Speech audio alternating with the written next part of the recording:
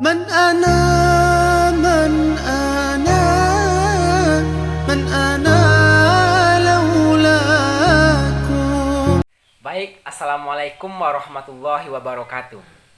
Perkenalkan, nama saya Fuad Hasim dari jurusan Hukum Tata Negara Fakultas Syariah, Institut Agama Islam Negeri Batu Sangkar.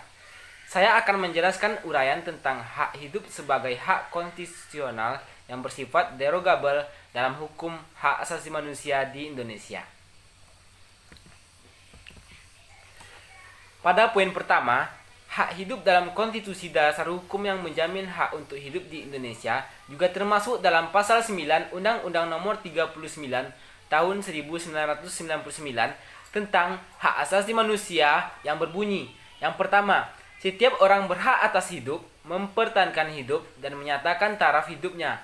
Dan yang kedua, setiap orang berhak tentram, aman, damai, dan bahagia. Yang ketiga, setiap orang berhak atas lingkungan hidup yang baik dan sehat. Selanjutnya pada poin kedua, pembatasan hak hidup dalam konstitusi.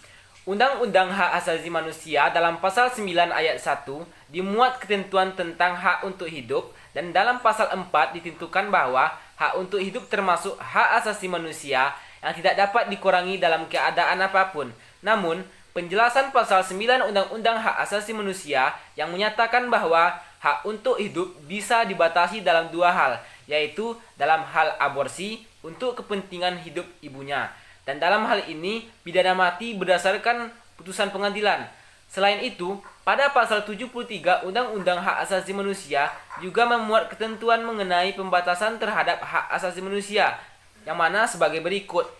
Hak dan kebebasan yang diatur dalam undang-undang ini hanya dapat dibatasi oleh berdasarkan undang-undang.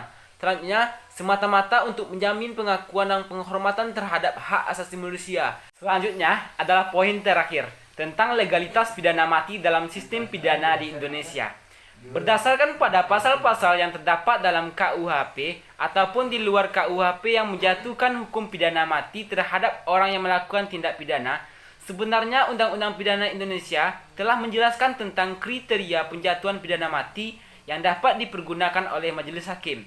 Dijelaskan juga, perumusan pidana mati sebagai pidana alternatif maksudnya adalah pidana mati adalah pilihan terakhir atau ultimum remedium dalam menetapkan putusan dalam sebuah perkara pidana. Sekian.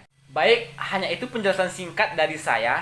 Apabila ada kesalahan ataupun perbuatan, saya mohon maaf. Wabillahi taufik wa hidayah, walidau wal inayah. Assalamualaikum warahmatullahi wabarakatuh. كيفما